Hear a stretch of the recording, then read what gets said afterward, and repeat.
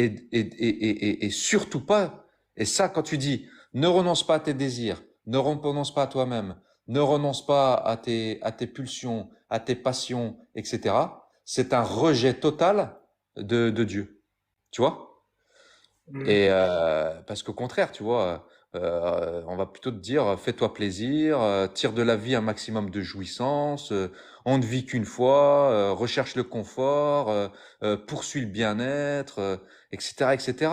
Et pourquoi toutes les spiritualités en tout genre qui sont substituées au christianisme, elles prospèrent énormément parce qu'elles permettent, en fait, uniquement l'aboutissement de soi, tu vois, la connaissance de soi, l'équilibre personnel, le développement personnel, tu vois, tout ça sans obligation, sans contrainte, sans dogme, sans sanctification, sans Dieu. Donc c'est des spiritualités totalement égoïstes, tournées vers l'homme et plus tournées vers Dieu, tu vois. Alors que la voie du bonheur véritable, euh, comme c'est Dieu qui nous a créés et que c'est lui qui veut notre bonheur, il nous a créés pour qu'on partage ce bonheur-là. Et donc le Christ n'enseigne pas la haine, il n'enseigne pas non plus la haine de soi, ni la répression de tous nos besoins vitaux. Il n'est pas en train de nous dire arrête de bouffer, arrête de rire, arrête de rigoler, arrête de t'amuser, etc. Ce n'est pas du tout ça. Il trace une voie de bonheur qui est la véritable. La véritable voie du bonheur, c'est celle de Dieu. Il enseigne pour pouvoir entrer en possession du bonheur que Dieu nous a préparé. On doit renoncer, euh, on doit renoncer à le chercher dans nos besoins personnels. C'est ça le truc, tu vois, qui sont toujours décevants, tu vois. Aujourd'hui, nos besoins personnels, on cherche le bonheur dans nos besoins personnels à travers le plaisir, à travers le pognon, à travers l'ambition, le pouvoir, à travers les femmes, et on est toujours déçu, toujours, toujours. Et donc, notre spiritualité à nous, elle est infiniment plus grande. On voit bien, bon là, on est en train de faire de la métaphysique encore, hein. On doit mourir de notre ego. Parce que notre ego, il est étroit, il est emprisonnant, il est replié sur nous-mêmes. Il veut faire que notre volonté personnelle. Il est dominé par le péché, l'ego. Tu vois? Et donc, Jésus, c'est la renaissance au vrai moi, au moi véritable qui va vers Dieu. Un moi qui est pas étriqué, qui est libre, qui est beaucoup plus grand, plus large, et qui est plus généreux, qui est plus ouvert, qui est plus charitable, et pourquoi il est plus ouvert, plus beau, plus grand? Parce qu'il est délivré du péché. Et, euh, et donc, c'est cette mort-là qu'il faut faire en nous, faire mourir notre ego, en fait, pour s'ouvrir, non pas à moi, mais au nous, avec Dieu, dans la charité, à travers Jésus.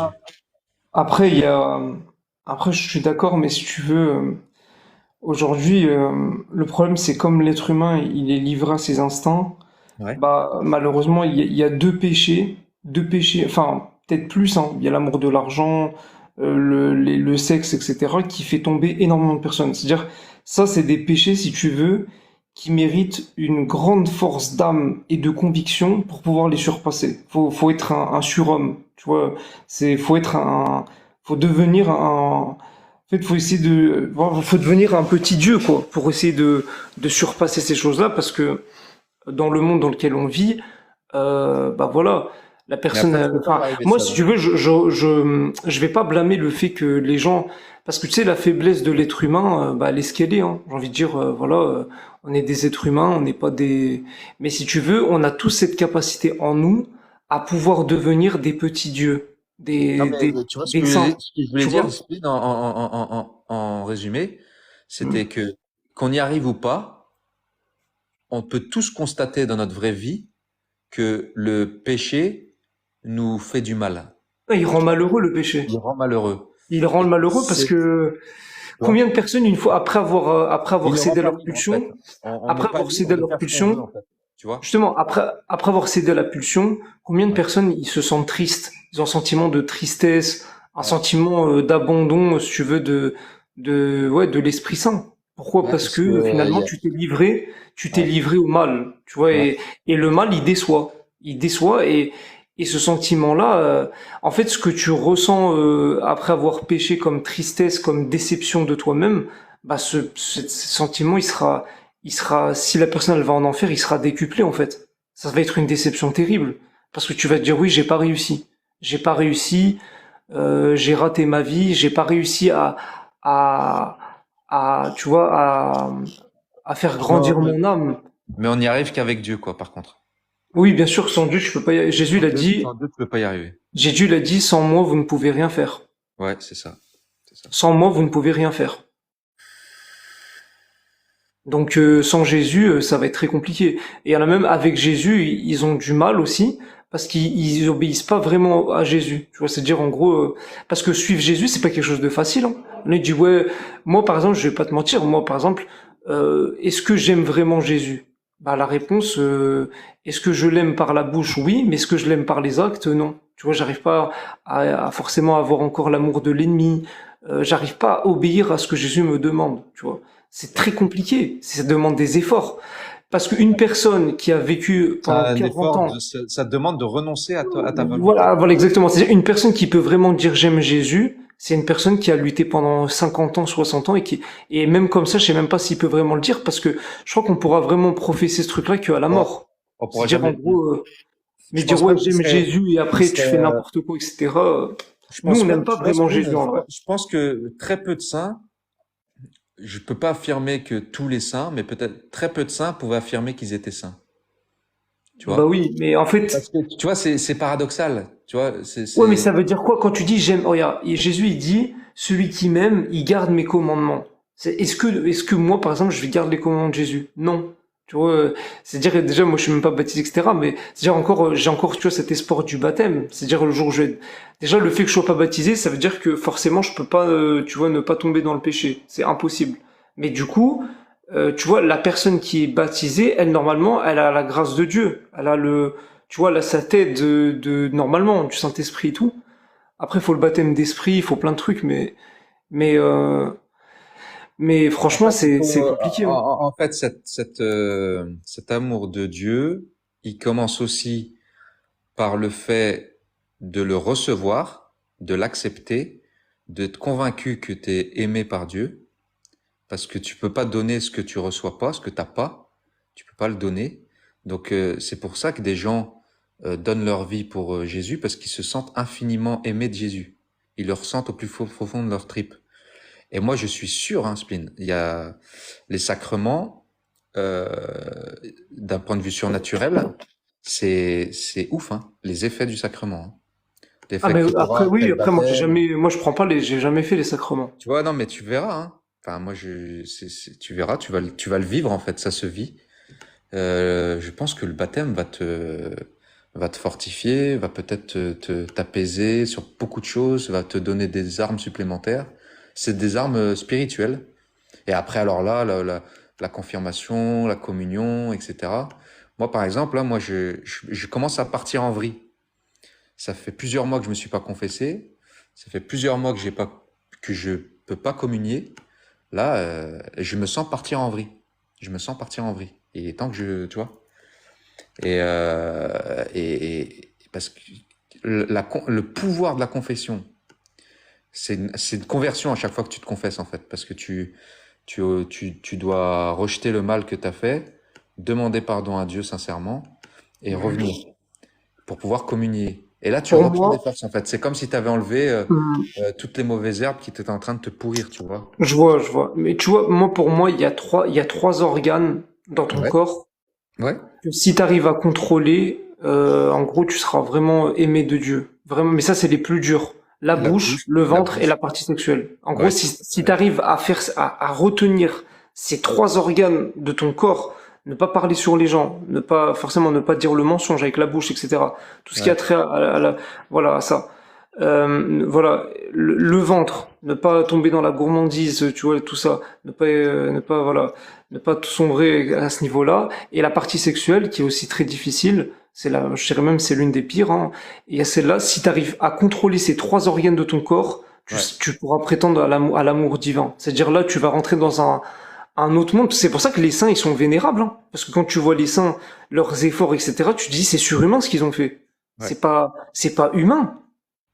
Ouais. En gros, c'est pour ça qu'il reproche aux chrétiens, il dit ouais, vous avez inventé une morale qui est inapplicable. C'est pas possible, en gros. Vous demandez des efforts qui sont trop gros, qui sont Ouais, trop difficiles, et du coup, c'est la nous, on se seule barre. religion qui est inapplicable sans Dieu.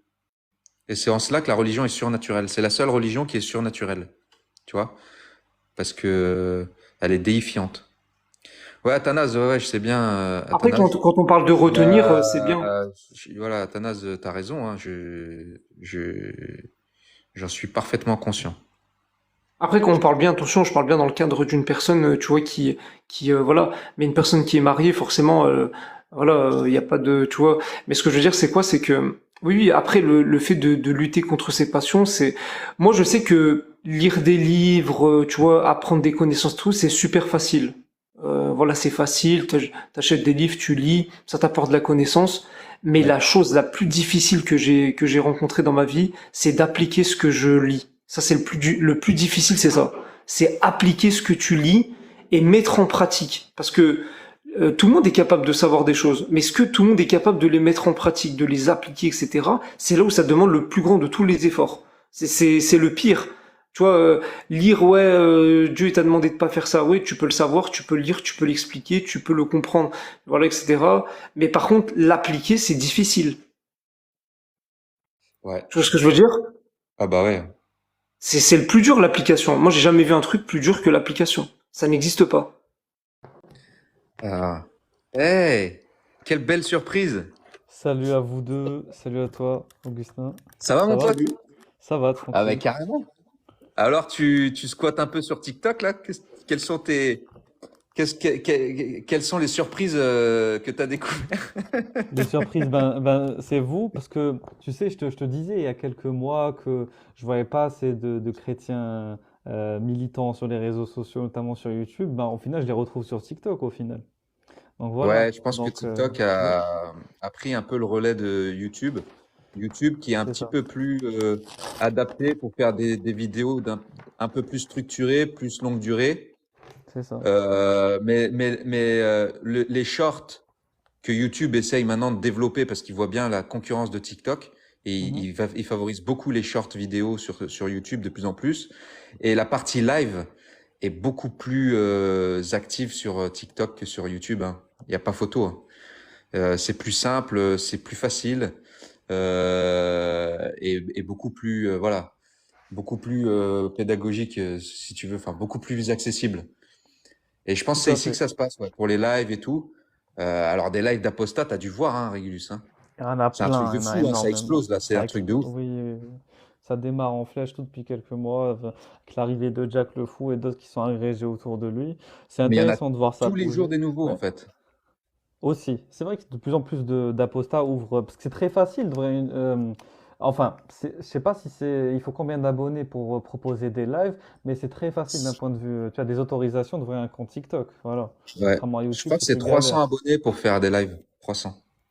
Voilà. Alors que pour YouTube, faut déclarer ton identité, c'est très très galère de ce point de vue-là. Mais oui, c'est super de te recroiser, parce que t'es pas très actif sur ta chaîne YouTube, du coup, puisque t'es plus sur Un peu TikTok. moins, ouais. Je suis beaucoup plus Voilà, sur TikTok. voilà. Euh, YouTube, j'essaye Il y a une belle communauté sur YouTube quand même aussi, de très C'est grande vrai. qualité. Sur TikTok, c'est pas, tu touches pas les mêmes personnes. Tu touches pas les mêmes personnes. Sur YouTube, ma communauté, elle est catholique, elle est très catholique en fait. Donc, Je vois. et je sais que ça me manque un peu parce que quand je reposte quelques vidéos de temps en temps, ah, il y a plein de gens qui remettent, tu vois, que je retrouve, avec qui je parlais beaucoup à l'époque et qui n'ont Mhm. pas forcément switché sur TikTok, tu vois. Mais bon, Ben oui, j'essaie d'en c'est refaire parce que YouTube, ouais. ça reste quand même une très bonne plateforme, hein. YouTube, c'est une excellente plateforme, effectivement, mais comme tu as dit, c'est pas le même contenu, c'est pas forcément le même format que les deux applis proposent. Pour moi, ce qu'il faudrait faire, c'est tenter d'être sur les deux en même temps, mais ça demande un certain temps à dédier, un certain travail à fournir, que tous n'ont pas forcément, n'est-ce pas? Donc, c'est ça Est-ce que si je fais un live TikTok, est-ce que je peux le faire diffuser en même temps en live YouTube, euh, en spontané? je sais pas, parce qu'il y a une application, je sais pas si tu connais StreamYard. Tu connais StreamYard ou Ouais, pas? StreamYard, ouais, ouais, ouais. Je l'ai, Bah, ouais. par exemple, StreamYard, techniquement avec, je peux en même temps diffuser sur YouTube, sur Ouais. Twitter, sur Instagram et sur Twitch. Mais je sais pas si je peux diffuser sur TikTok avec. Je sais pas. Ah. Voilà. Bon, je suis pas sur les autres Instagram, tout ça, je suis pas Mais, dessus, mais mais je vais me renseigner auprès des apostats pour voir s'il y a cette solution de double diffusion. Ça doit être possible actuellement, on peut tout faire avec Internet. Donc, bon. Mais ça serait mieux, je pense, pour toi de faire, de rediffuser soit des lives enregistrés que tu fais sur TikTok, sur YouTube. Je pense que ouais, tu aurais ouais, des vues. Ou sinon, carrément, faire une diffusion en direct dans les deux plateformes. Voilà. ouais, j'avais diffusé un live une fois. Bah, il y avait Spleen. D'ailleurs, après, les gens sur YouTube me disaient où est-ce qu'on peut trouver Spleen et tout, et ils cherchaient à savoir après lui parce qu'ils ont accès à d'autres personnes qu'ils ont pas jamais vues sur YouTube en fait, tu vois. Bon, et toi, Oui, Réglus, c'est ça se vrai. passe comment là? Tu fais, enfin, moi, je vous écoute toujours hein, sur Mhm. ton collectif. Je me marre à Ouais. chaque fois. Là, j'ai été choqué un peu. La dernière vidéo que tu as diffusée là, Laquelle? concernant les menaces et tout, mais c'est un truc de ouf, hein. Mais oui, mais le problème, c'est que ça se passe en France. C'est ça le pire. C'est qu'on parle même pas d'Algérie, de Maroc, d'Afghanistan ou de Pakistan. On parle de la France. On est vraiment touché par une vague de radicalisation qui touche les jeunes musulmans, parce que c'est pas non plus des darons qui font ça, et enfin pas que, mais surtout des jeunes qui sont prêts à tout pour venger et défendre leur Allah, quitte à retrouver des adresses, menacer et à passer même à l'acte le plus ultime qui est de tuer. Donc, ouais. T'as eu des témoignages de mecs que tu connais ou de connaissances un peu plus lointaines qui ont eu qui ont subi des trucs dans la vraie vie? Ah oui, oui, bien sûr, dans la vraie vie, il y a une histoire d'apostat. Je vais éviter de mentionner Donne pas son nom, hein. Non, mais même, je vais essayer de mentionner même les pseudos, parce que ça pourrait tout de suite repartir vers autre chose. Mais il y a des apostats qui faisaient du contenu apostat sur Internet, sur les réseaux sociaux. Ils ont été retrouvés par une maladresse, pour le coup, qu'ils ont faite, hein, qui a permis de remonter jusqu'à leur identité personnelle. Et t'as d'un coup, il y en a un d'entre eux qui se retrouve au boulot avec une hache sur le bureau. Voilà. On Oh lui la a dit, vache. en gros, on t'a retrouvé, quoi, c'est bon, ferme ta gueule. Voilà. Oh la vache. Donc, quand tu vois ça, tu te dis, merde, en vérité, faut vraiment, vraiment tout sécuriser d'un point de vue personnel pour pas qu'on te retrouve. Si tu ouvrais ta gueule enfin, tu ouvrais ta bouche sur YouTube ou une autre plateforme comme celle TikTok. Voilà. Donc, C'est c'est ouf. vrai que toi, sois prudent, vraiment, sois très, très prudent. Surtout que toi, tu revendiques ben, ta câbilité, j'ai envie de te dire. Donc, il y a cet aspect traîtrise, tu connais, traîtrise à la communauté. Voilà, qui s'ajoute au fait que tu sois apostat. Voilà, Ouais, c'est vrai, ouais. en général. Donc, faut gaffe. Bah oui. Ouais, ça me fait marrer, moi, tu vois. Mais enfin, voilà, après. Bon, jusqu'à aujourd'hui, j'ai pas eu. Enfin, franchement, des menaces, j'en ai eu, bien évidemment, mais Mm, la plupart, quand même, c'était des rigolos. Après, si ça ouais. rigole de moins en moins, c'est pas pareil. Mais Augustin, parce que tu te souviens, de base, on s'était rencontrés par rapport au fait que je voulais faire un témoignage de ta conversion et de ton apostasie. Et après, tu m'as demandé de retirer la vidéo parce qu'il y avait un peu trop de détails Elle était justement trop sur toi. personnalisée, ouais. Voilà. Ben, quand tu veux pour la refaire. Quand tu as un peu de temps, on la refait quand tu veux. Je te laisse Ouais, te on peut la refaire, ouais. préparer ce que tu veux dire dedans, pour que tu sois pas Ouais. pris au dépourvu comme ça. Je t'appelle pas à l'improviste, Et mais tu ouais, prépares avec tout et une c'est bon. qualité audio un peu plus potable, parce que moi, j'avais Mhm. remarqué que le micro fonctionnait pas bien sur le téléphone que j'avais là, ou alors ça devait être mes oreillettes qui étaient pas terribles. On t'entendait beaucoup mieux que moi. Ah, Mais ouais, on pourra refaire, bien sûr. Avec plaisir. Eh ben, tu Et sais, mes tu fais des témoignages. lives Oui, régulièrement, de toute façon, toujours. Je tombe pas dessus à chaque fois parce que je suis souvent sur TikTok, mais je ouais, revois quand on souvent peut. tes rediffs en fait. Ah merci, ça fait plaisir. Bah, quand on peut, tu sais, on essaye, on aborde plusieurs sujets différents. On essaie surtout de rester quand même connecté à la France, quand même. C'est ici qu'on est, c'est ici qu'on se développe, qu'on vit. Donc on essaie quand même de s'intéresser surtout sur l'islamisation en France, mais toujours connecté bien sûr au phénomène global en Europe ou même dans les pays musulmans, hein. Et oui, on essaie de faire le plus souvent des lives qui ont du sens aussi. Parce que là, je suis en train de m'interroger sur la pertinence de faire des lives juste pour faire des lives. Si c'est pour des lives, on peut juste aller sur TikTok et discuter, tu vois. Mais sur YouTube, comme tu as dit, c'est un contenu qui reste souvent. C'est un contenu Ouais, qui ouais, donc reste, c'est un contenu il est que les plus gens écoutent. structuré. Ouais, Donc, voilà, il a pour but d'être, comme tu as dit, structuré, pour but de proposer quelque chose de qualitatif. Tu sais, exactement. Augustin, euh, moi, quelque chose que je déteste, c'est de faire perdre du temps aux gens et surtout de consommer le temps actif d'attention des gens pour rien. Ça, je détesterais le faire. Ça serait quelque part un acte immoral à mes yeux. Vous parliez de morale, je voulais monter pour ça, je sais, moi, pour le coup. Vous parlez de morale, surtout morale chrétienne. Moi, Ouais. personnellement, quand j'ai lu le livre de Saint-Augustin sur le mensonge, ça m'a bouleversé pour le coup. C'est-à-dire sa ténacité, sa ferveur à condamner le mensonge, quelles qu'en soient les circonstances, c'est quelque chose que j'avais déjà retrouvé chez Emmanuel Kant, en fait. Emmanuel Kant, de toute façon, voilà. Et il est pas d'un background musulman Ouais. ou bouddhiste ou juif, c'est un background chrétien, hein. Et Ouais. Emmanuel Kant qui disait qu'en aucune circonstance, le mensonge ne saurait être, tu vois, toléré. C'est ce que je me disais, mais comment est-ce qu'il en arrivait là à avoir cette philosophie très catégorique? Tu sais, Kant, c'est la morale catégorique. Voilà, il n'y a pas de je fais ça en but d'avoir ça, c'est je fais ça parce que c'est bien de faire ça, et que c'est universalisable et que c'est rationnel. Il n'y a pas à discuter. Voilà, donc le mensonge ne se justifie en aucun cas. Et c'est un peu ce que j'ai retrouvé chez Augustin, qui lui renvoie beaucoup à l'âme. Voilà, l'âme n'a pas à se Moi, corrompre par le péché. je suis animé par ça aussi. C'est-à-dire que moi, j'estime que si on communique, c'est Mhm, pour dire ce qu'on pense, la vérité et pas le mensonge, tu vois.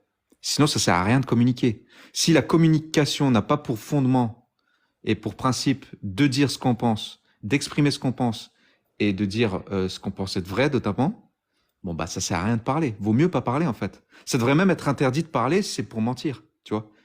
Et c'est ça, souvent, sur les lives, qui me sort de mes gonds, en fait, tu vois. Parce que c'est pas tout le monde qui a cette exigence personnelle, ne serait-ce que par pudeur personnelle ou par honneur, quelque part, et pour pas passer pour des cons non plus, de pas dire des conneries, quoi, tu vois.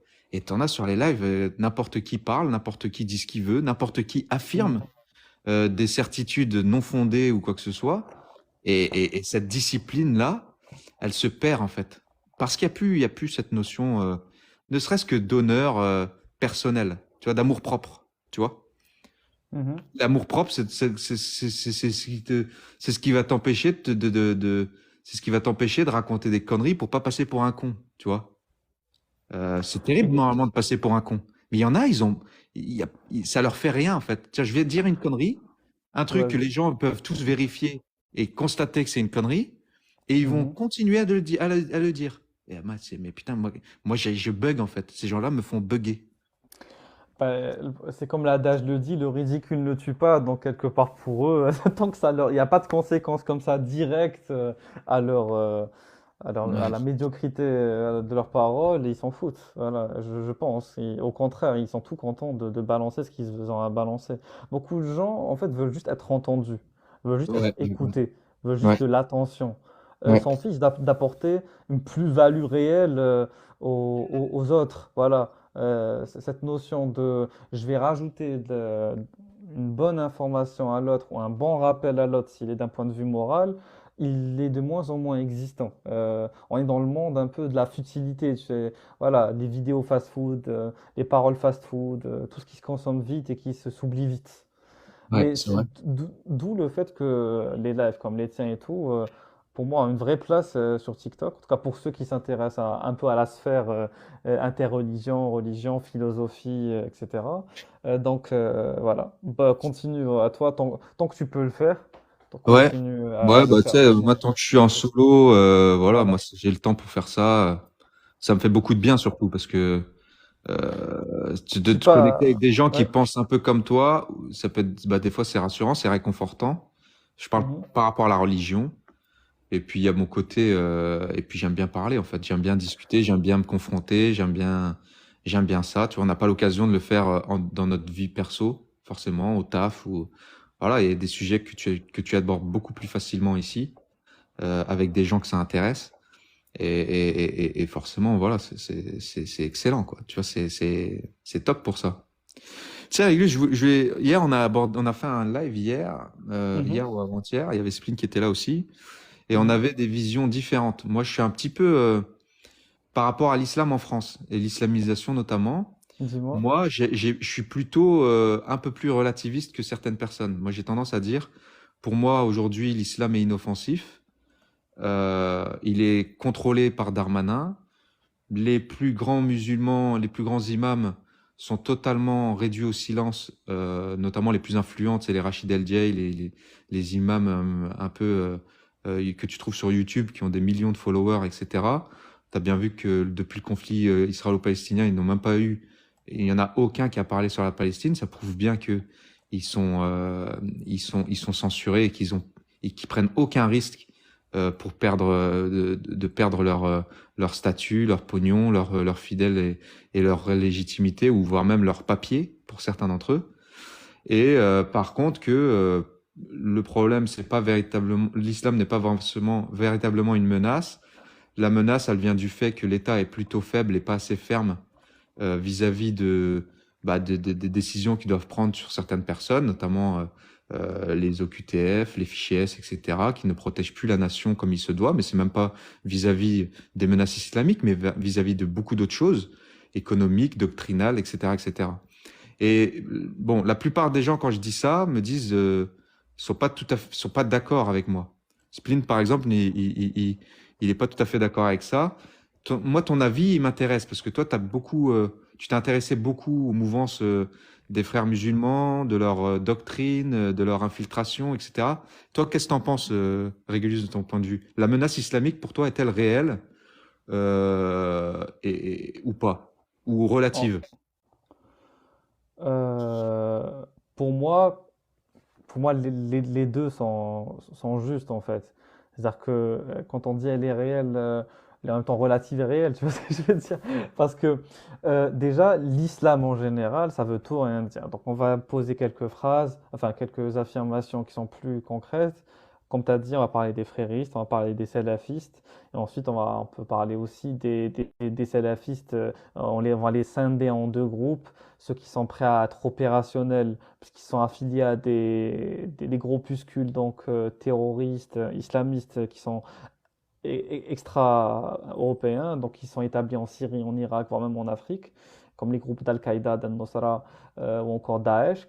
D'ailleurs, il y a un article très récent que j'avais lu avec Ruyen, qui est mon collègue, qui est un article du gouvernement. C'est pas un article d'un blogueur anonyme, c'est un article du gouvernement français qui dit que la menace d'un terroriste est encore voilà, notable. En gros, le renseignement intérieur et tout sont encore alertes sur ça en France. C'est pas fini. Même déjà Daesh n'est pas mort. Daesh Ouais. est en train de se reconstituer. Il faut le savoir. Donc, on va dire que la menace islamiste, elle est à voir dans ces deux tendances. La tendance qui peut amener du coup, parce qu'en fait, il faut comprendre un truc. C'est que le salafisme quiétiste est une porte vers le salafisme djihadiste. Ce n'est pas une porte non plus directe. On peut juste rester dans le quiétisme et espérer faire la hijra dans les pays musulmans sans pour autant chercher à être dans une revendication armée du djihad. Mais on peut aussi être amené à y aller, parce que les textes salafistes ont pour référence les mêmes textes que les textes salafo-djihadistes ou salafo-terroristes, etc. Comme on peut les appeler comme on veut. En tout cas, parce que le terrorisme est une arme, ce n'est pas un but en soi d'être un terroriste pour un musulman. Le but, par exemple, si tu veux, peut-être c'est d'avoir le paradis, mais sans plus. Ce n'est pas être musulman n'est pas être un terroriste. Il faut pas non plus tomber dans cet amalgame-là. C'est stupide. Bah, Bon, c'est ça qui peut être dangereux, en fait. C'est ce voilà. raccourci-là qui peut faire Faut que pas, bien sûr, rentrer dans une espèce de psychose en également. pensant que les musulmans forment un bloc homogène, Pas du euh, tout. Ah non, alors que jamais c'est de pas la le cas vie. du tout, tu vois. C'est ça qui me fait Ça, relativiser, moi, en fait, tu vois. c'est Moi, je pense qu'ils relatif. sont La menace est soumis. largement relative. Je suis d'accord. Vas-y, je t'en Moi, prie, je pense que t'écoute. la plupart des musulmans en France, alors la menace terroriste, ok, mais elle vise pas uniquement la France, c'est une menace qui peut viser d'autres pays, c'est pas forcément propre à la France. Ce qui est le danger de ces menaces-là, c'est elles sont sournoises, infiltrantes et qui ne donnent pas leur nom et c'est leur désorganisation Voilà. qui fait leur force, tu vois. C'est Et ça. par contre, pour moi, la plupart des musulmans, l'immense majorité des musulmans en France, ils sont là pour travailler, faire du pognon, se marier, aller au bled en vacances. C'est des consommateurs. Ce sont des musulmans modernistes et plutôt relativistes par rapport à leur islam, à leur islamité même, voire même parfois même ignorants. La plupart des musulmans que je vois, c'est des gens qui sont une culture islamique avec qui va au maximum se réduire aux 5 piliers quand ils sont bien pratiquants. Mais au-delà de ça, ceux qui cherchent à savoir plus, on tombe un peu dans le salafisme. Et là-dedans, comme tu as dit, moi je pense qu'ils sont déjà l'immense majorité. Si on devait comparer, si on devait prendre la population musulmane sur les 10 millions, par exemple, de Mhm. musulmans, disons qu'il y en a 10 millions, je dirais que 70-80%, c'est des gens que je viens de te décrire, avec là-dedans des gens plus ou moins pratiquants, des gens, le musulman chicha, la musulmane Nabila, le wesh wesh de quartier, le daron qui va à l'usine, le musulman médecin, le musulman, tu vois, tout ce bloc-là qui pour moi euh, n'est Bien sûr. n'est pas une Peut-être. menace. Ensuite, tu Regarde. as une autre Vas-y. pourcentage qui est Mhm. visible, Mhm. Je qui est pas t'écoute. négligeable non plus, mais qui est beaucoup plus visible. Bah, c'est le mouvement salafi. Bon, Oui. mais là-dedans, tu as, les salafis soumis, tu as la salafi active, comme tu as dit, et tu as même les salafis qui te disent je fais ma hijra, je me casse, tu vois. Et il y en a plein qui se cassent, hein, Oui, bien sûr. d'eux-mêmes. Et après, tu as d'autres groupuscules un peu plus actifs, on va dire, que ce soit les frères musulmans, qui eux, c'est plus du costard-cravate, infiltration, qui peuvent aussi infiltrer également certains lobbies, tu vois, Voilà. C'est ça. sur l'islamophobie, sur pas que, et aussi infiltrer les administrations françaises pour orienter un petit peu les choses vers leurs intérêts, etc. Mais tu vois, on voit bien que c'est pas du tout homogène, quoi. Et Oui. est-ce que les frères musulmans sont vraiment une menace pour la France? Je suis pas sûr, parce que c'est que les organisés, hein, qui peuvent vraiment un jour te En dire, fait, tu vois, est-ce qu'ils ont, enfin voilà, je sais pas. les frères, je vais essayer de te reprendre petit à petit. Déjà, juste pour, parce que moi, je déteste parler comme ça par moi-même. Là, je suis sur un article, par exemple, la DGSI, gouvernement de l'Intérieur. Rapidement, c'est quoi le mode opératoire des organisations terroristes? Véhicule bélier, attaque au couteau, ça va donc influence de personnes pour passer fragile psychologiquement pour passer à l'acte. Euh, il y a ensuite la prise en charge des terroristes qui sont détenus en détention à leur sortie. Ça constitue un enjeu voilà, sécuritaire majeur. Et la France a du mal à gérer les terroristes qui sortent de prison. Actuellement, on sait qu'il y a 400 individus qui sont incarcérés, mais il y en a plus de 470 qui ont été libérés depuis 2018. Et ils constituent une vraie menace à l'heure actuelle, ces gens-là. Voilà. Et donc la DGSU est en train de les surveiller activement. En plus, si tu rajoutes à ça les fiches S, et les fiches S, c'est pas, il y a des degrés Il n'y a pas que des les musulmans fiches là-dedans. S. Bien sûr, c'est Il y a exactement, il y a Noam des Anwar, degrés. là, j'ai discuté avec lui et Mhm. il en avait parlé aussi. Les fiches Tout à S, c'est fait. pas ce qu'on croit, en fait. Bien sûr, bien sûr, bien sûr. Évidemment, tous les Elles musulmans, tous sont les pas toutes emplois. musulmanes. Il n'y a C'est pas que ça. des musulmans, c'est 70-80%. Tout à Et en fait. plus, elles sont pas toutes vraies. Parce que n'importe qui peut avoir une Oui. fiche S. Si moi je te balance en disant t'es un mec dangereux, Oui, Par exemple, il y oui, a bien même des sûr. cas où il y a un mec qui a un kebab, t'as un autre gars qui voit un kebab en face, il va aller dénoncer le mec qui a un kebab en face en disant, tiens, lui, je pense que c'est un mec dangereux et tout. Il va avoir une fiche S parce qu'ils vont être obligés de la prendre en considération. Du coup, il va avoir des contrôles, notamment contrôle fiscal. Il va se faire, et ils vont se rendre compte qu'il fait du. C'est un bon moyen pour faire fermer le kebab d'en face. Tu vois ce que je veux dire? Oui, Et oui. ça veut pas dire qu'il y a une menace réelle. Et c'est pour ça Mais que on peut oui, pas virer tous les fiches S, par exemple. Tu vois? je suis totalement d'accord. Mais après, faut savoir un truc, c'est que la fiche S, elle est graduée. C'est pas, en gros, c'est pour ça que j'ai dit tout le monde n'est pas au même niveau dans la fiche S. Il y a au moins, de mémoire, 16 degrés de graduation, allant du moins dangereux au plus dangereux. Donc Ok, c'est ouais. pas non plus. Donc le mec qui t'a dénoncé pour, je sais pas moi, propos, tendance, voilà, radicale. Tu vas pas avoir le degré maximal de dangerosité ou d'insécurité. Voilà, en tout cas, assigné par l'État ou par les services dédiés à ça. Et juste, je te finis sur ça pour que tu comprennes un peu la situation actuelle, parce que c'est un article qui date de décembre 2023, donc c'est quasiment il y a 2 mois. Donc, voilà, donc, commise dans un contexte de forte mobilisation, la mouvance islamiste radicale les attaque depuis automne 2020, parce que je ne sais pas si, comme tu suis l'actualité, il y a beaucoup d'attentats depuis ces 3 dernières années, voire si on remonte depuis 2012 déjà, et juste Ouais. pour rester dans un temps assez proche, on va dire depuis 2020, et ça, c'est pas moi qui le dis, c'est la DGSI, Ouais. constitue une séquence terroriste inédite. C'est inédit, ils te disent. C'est inédit, ils n'ont jamais vu ça. Elles illustrent l'émergence d'une menace incarnée par des individus, le plus souvent motivés par quoi? Par l'offense présumée à la religion musulmane. Ils ne sont pas nécessairement affiliés à une organisation terroriste. Et moi, c'est ça qui m'inquiète le plus, tu sais. Ouais, ouais, C'est que tu as, t'as une petite frange, ouais. très petite, très très très petite. Voilà, voilà. Là, pour le coup, vraiment, on est en train de parler de quelques individus, mais qui sont très dangereux. Pourquoi? Parce De qu'ils ne sont pas désespérer. contrôlés. Parce qu'ils ne Ouais. sont pas Ils contrôlés. sont Donc, incontrôlables. Ça peut c'est être des plus mecs que faux. tu croises dans Voilà. la rue, en fait. Exactement. Voilà, et je finis l'article avec cette phrase, ce qui les rend d'autant plus complexes à identifier avant leur passage à l'acte. Voilà. Exactement. Exactement. Ah ouais, mais là, Et je suis d'accord. Mais c'est ça que je te ça, ce rejoins type quand tu dis que c'est d'individu, relatif. Je te rejoins totalement quand tu dis que c'est relatif.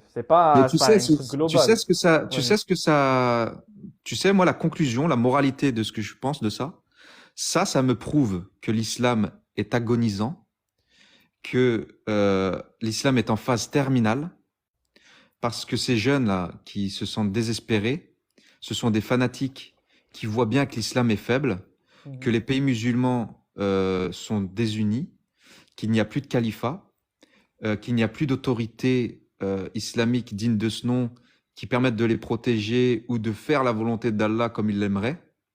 Ils sont déçus par leur pays d'origine, déçus par l'Arabie Saoudite, déçus par les Émirats vendus à l'Occident.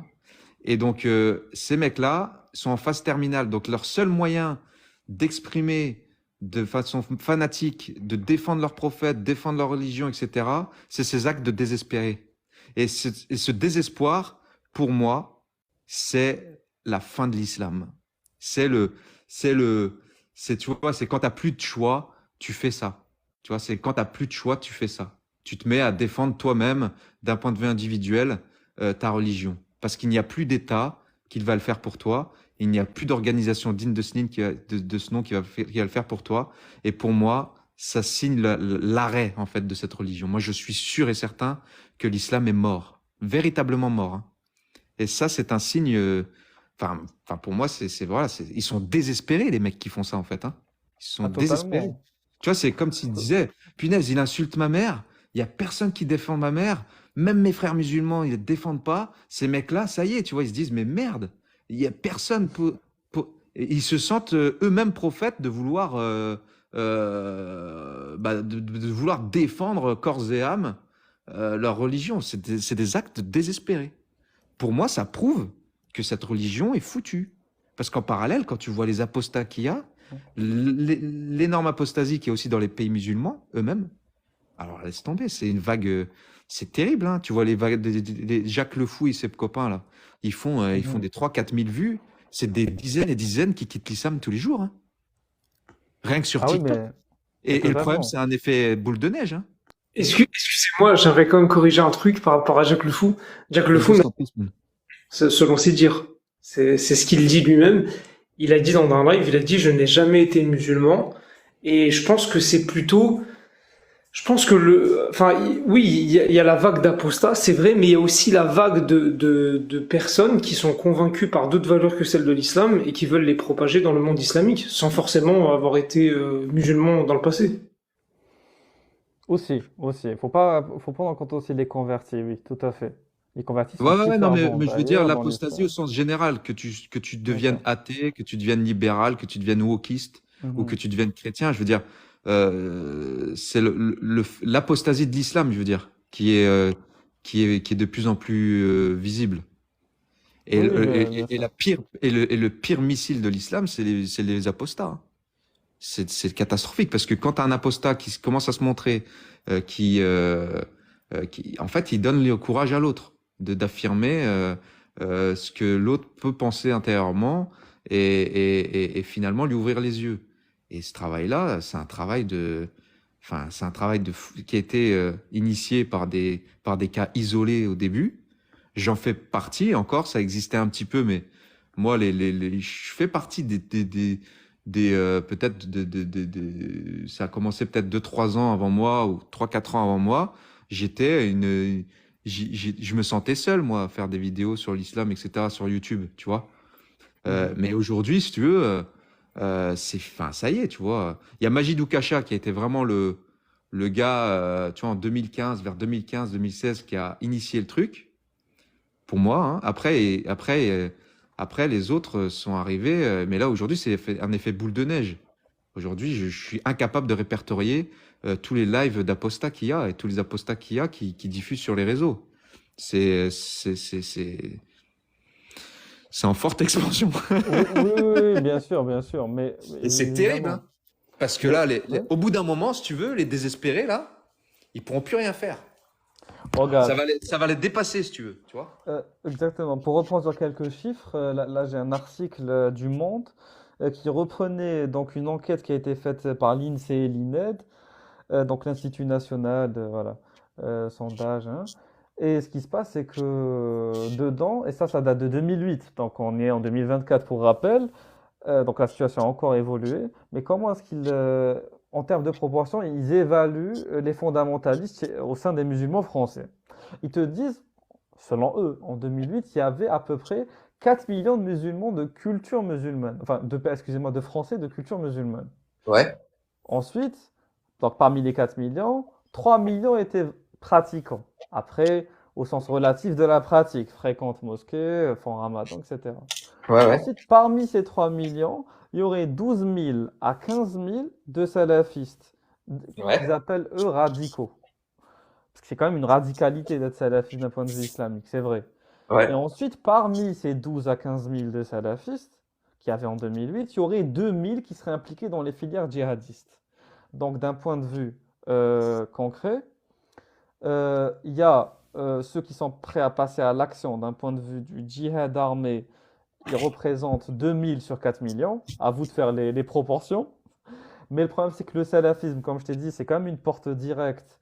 Enfin, qui n'est pas forcément directe, mais qui est plus directe en tout cas que d'autres branches qui seraient le soufisme, le mu'tazilisme ou que sais-je, ou un islam traditionnaliste issu du malikisme, donc maghrébin. Et ce qui se passe aussi, c'est quoi? C'est Hmm. que je suis désolé, ça c'est un volet qu'on n'a pas encore abordé, c'est le frérisme. Pour le coup, le Bah ouais. frérisme est une menace, tu vois ce que je veux dire, à basse pression. Parce qu'il y a la menace à haute pression, qui est vraiment les attentats qu'on a, le djihadisme et tout. Mais il y a aussi, quoi? Il y a aussi la menace à basse pression, dans le sens où ils se font pas entendre, ils gueulent pas, ils sont pas non plus hyper actifs d'un point de vue de la violence. Par contre, ils sont hyper actifs d'un point de vue de l'entrisme. Et c'est pas à négliger. Parce que c'est ce qui a abouti par la suite à des actes de choc, comme la manifestation contre l'islamophobie qu'il y a eu il y a quelques années, là où il y avait Mélenchon et Exactement, ouais. compagnie. Et ça, quand même, ils surfent sur quoi? C'est le revendicatif identitaire, en vérité. Ouais. Et ils ont très bien joué leur coup. Parce que là, ils Ah, ils ont veulent faire... réussi à mettre au Ouais. même niveau Mhm. l'islamophobie et l'antisémitisme. Exactement. C'est un coup de génie de leur part, hein. Et ça, c'est quelque chose qui, enfin, c'est une démarche, c'est une approche qui a été travaillée depuis plusieurs décennies. C'est un travail de long terme. Et on a Ça vient tendance pas de l'Iran d'ailleurs? à négliger ça. Ça, théoriquement, t'en as qui disent que ça vient de l'Iran, d'autres qui disent que ça a été théorisé en Égypte. Mais oui, cette notion de les Occidentaux, en fait, ça vient du discours anti-impérialiste occidental qui s'est D'accord. développé à l'époque en Égypte, en Iran, qui consiste à dire les Occidentaux nous ont colonisés, ou les Occidentaux nous empêchent de nous développer, ou les Occidentaux nous empêchent d'établir un califat, de reconstruire un califat après la chute de l'Empire ottoman notamment. Donc, ils nous détestent de manière intrinsèque. Voilà. D'où l'islamophobie. Voilà. Mais après, ils ont pas tort sur le fait que c'est des influences occidentales Mhm. qui ont fait chuter le dernier califat ottoman, hein. Tu sais, Ah, mais la mise en totalement. place d'Atatürk, elle a été faite par un groupe révolutionnaire un petit peu qui a pris toute sa doctrine en France, notamment dans les loges maçonniques.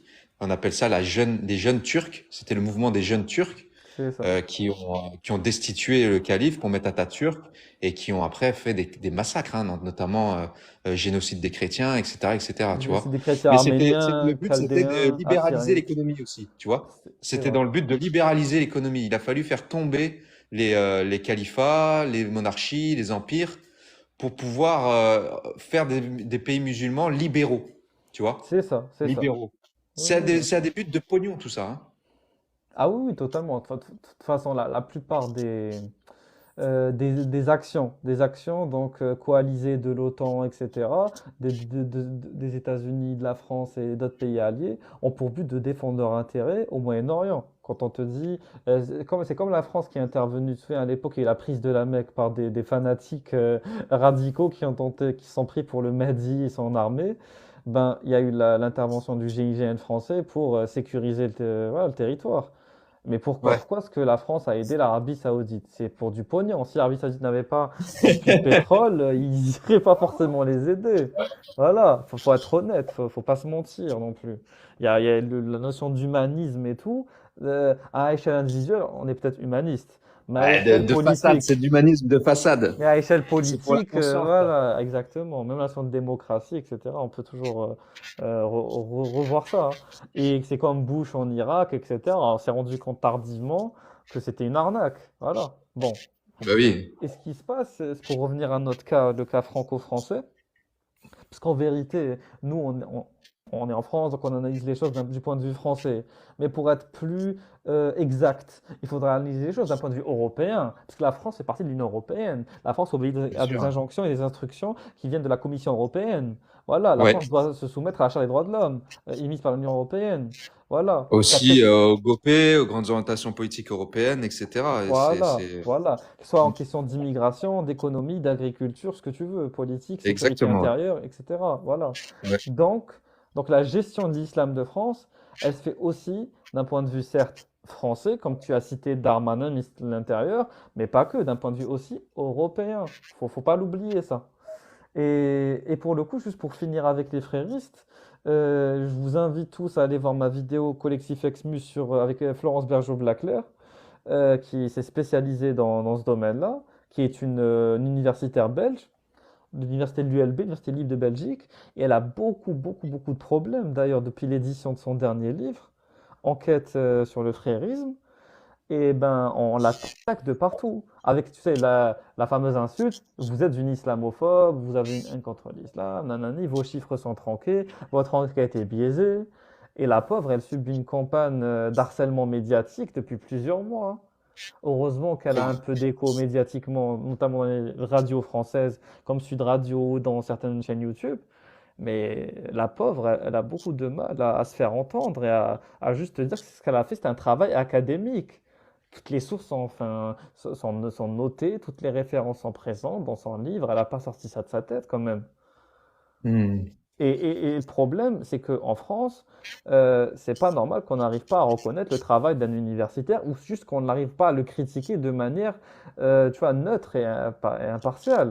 Parce que là, tu as plein de gens qui sont rentrés dans une sorte de vindicte, de vendetta contre elle, soi-disant pour protéger les musulmans, etc., qu'elle leur fait du tort et tout.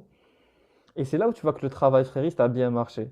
Parce qu'ils sont vraiment insérés dans tous les secteurs les plus importants. Les secteurs de l'éducation, les Ouais, secteurs influent, politique. juridiques, Hmm. politiques, associatifs surtout.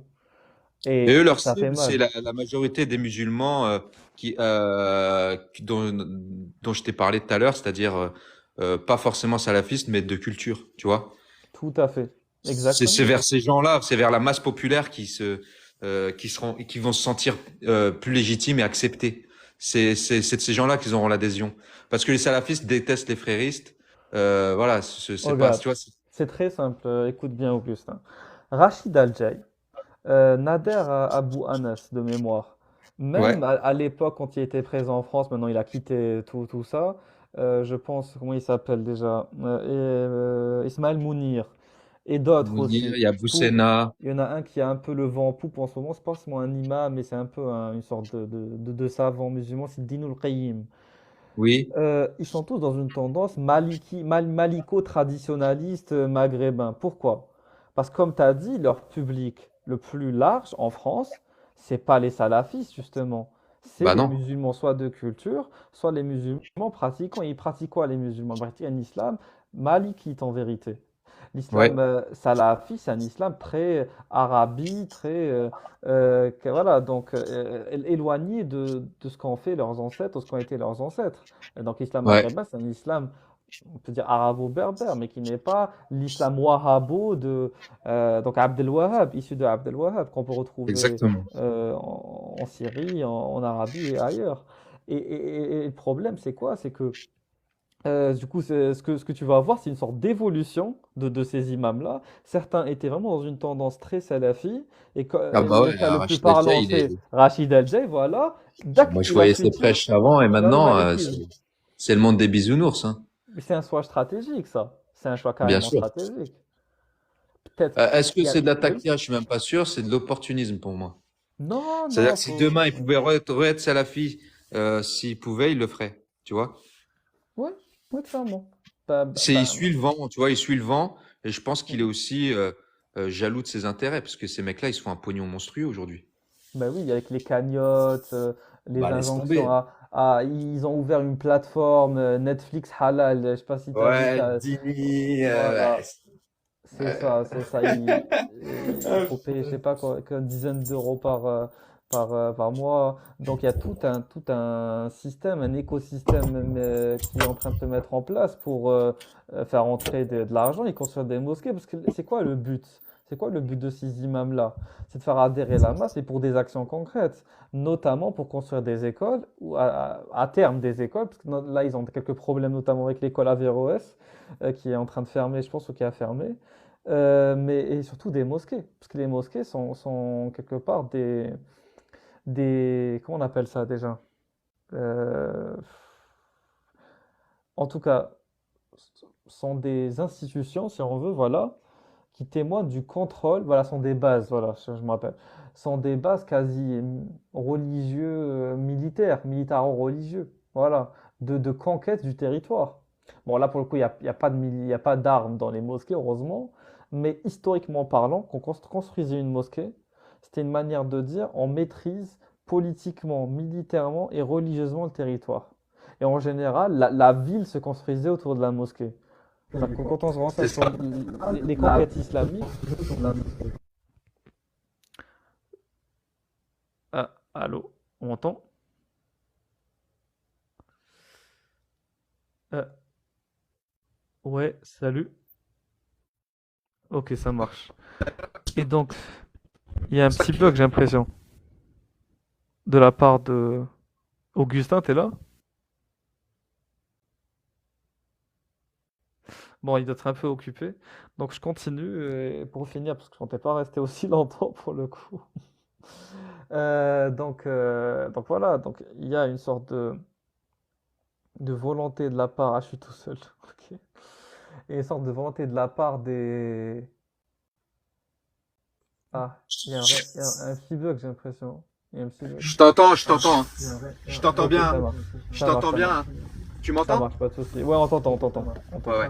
Bah, en fait, je vais devoir couper dans 2 minutes, mais parce que je suis parti de chez moi là, je vais à l'église. Ah Donc, oui, bon, bah voilà, c'est bon, on a